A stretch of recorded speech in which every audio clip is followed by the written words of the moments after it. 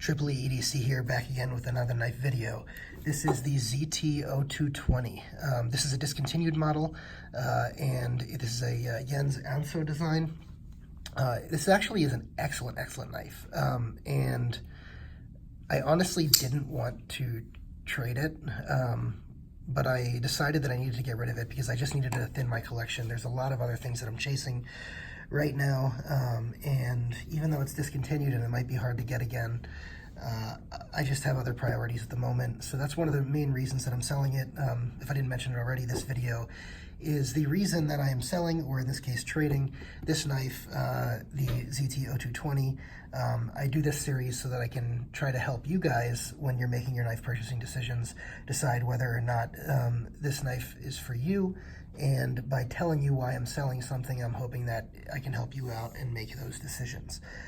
So let's talk about the knife here. So the ergonomics on this are actually excellent. They really feel good. And the choil on this, I mean, there's no actual choil on the blade, as you can see, but there's a choil on the other side of the flipper. And that design is excellent. It literally has none of my finger on the actual blade itself, even though it looks pretty close. And I can hold this and get a really tight grip. I mean, a really tight grip on this, and there's no, my finger's not even close to the blade, even though it looks like it is. This is a really well thought out design choil. I really enjoy that. I love this titanium scale. I am very afraid it's going to get scratched, which is one of the reasons that I didn't use this.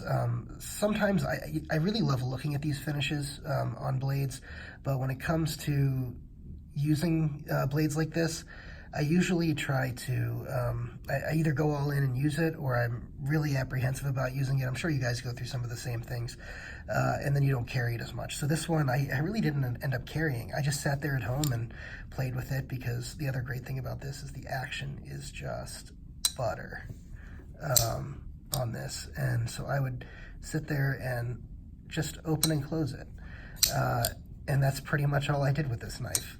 So one of the main reasons I'm getting rid of it is I didn't turn this into a user, and I didn't really use it.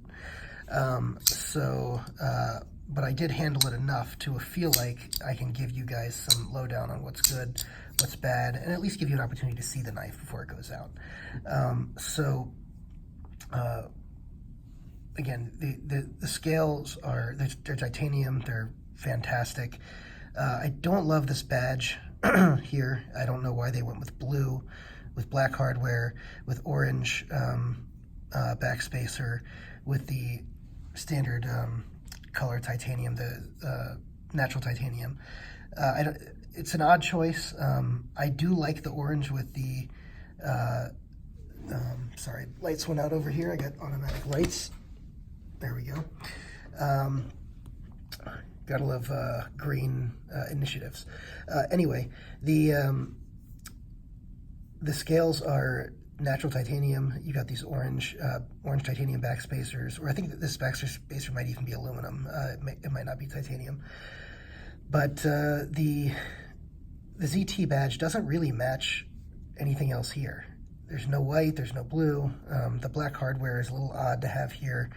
And then you have the orange, and then you got the black clip with the black screws. That choice is a little odd. I know they did that on the ZT-0562 tie as well, when I said, not the orange or the blue, but they did the black hardware there. I haven't gone out and gotten the 0562 tie. I have the 0562 carbon fiber. I think because of the same concern about scratching up the scales, I may just stick with the 0562 CF. But I do really enjoy titanium frame locks. I just have to decide whether I want to make them a user or not, and I try only to have a couple of users at a time, so that I can keep my rotation of knives turning over, because I need to get stuff for the channel, and because I just like experiencing new things. Anyway, that's a little bit of a ramble on this one. The flipper tab on this is designed extremely well. Flips very reliably every time. The detent is fantastic here, and I pointed to the bottom of the knife, but the detent's actually up here on this side. And the detent's fantastic. The actual action of the knife, I already told you, is great. I really have no complaints about the actual function of the knife. It's more just some of the aesthetic choices.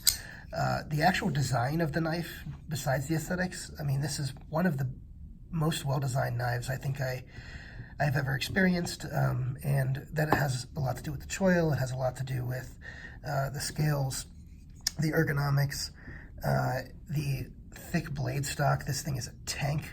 This thing is more of a tank, I think, than the 0562. So if you have the 0562, that might give you a reference point. This feels like more of a tank. I'm not sure if the 0562 tie feels like feels about the same, because I haven't tried the tie yet, but at least the carbon fiber version, this definitely feels much more like a tank than that. Excuse me.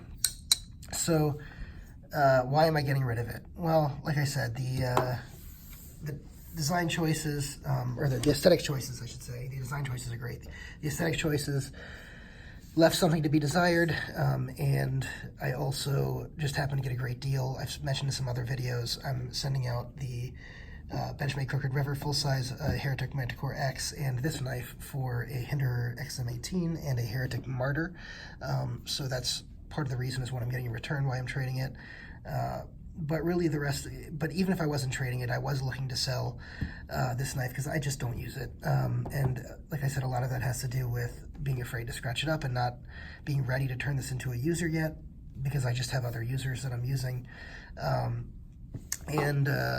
A lot of it had to do with the design choice and the fact that partly the fact that it was discontinued. I mean, once a knife is discontinued, I know I can't get it anymore. And if I ever wanted to buy a second one, because I had turned it into a user, I couldn't do that.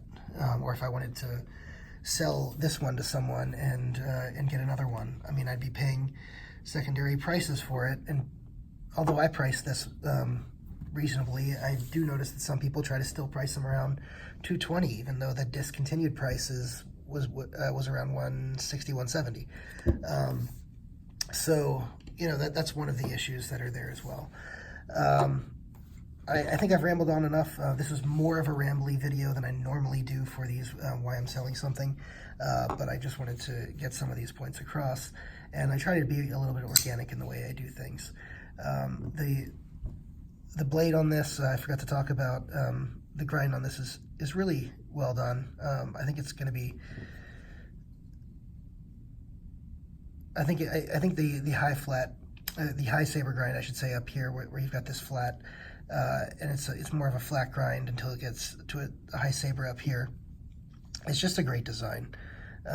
You've got a slight recurve here, which is great for cutting on pull cuts. So it's another well thought out aspect of this design. I'm going to go ahead and let this stand then as the reasons I'm selling, and go ahead and like the video, comment, tell me how much I'm rambling and how much it's annoying you if that's the case. I'll try not to do that in the future, or if you enjoyed the rambling, let me know as well. And then also go ahead and subscribe and hit the notification bell. I do appreciate all of my viewers, and I'm really trying to build the channel, so I really appreciate when you guys subscribe and watch. Thank you so much. Bye.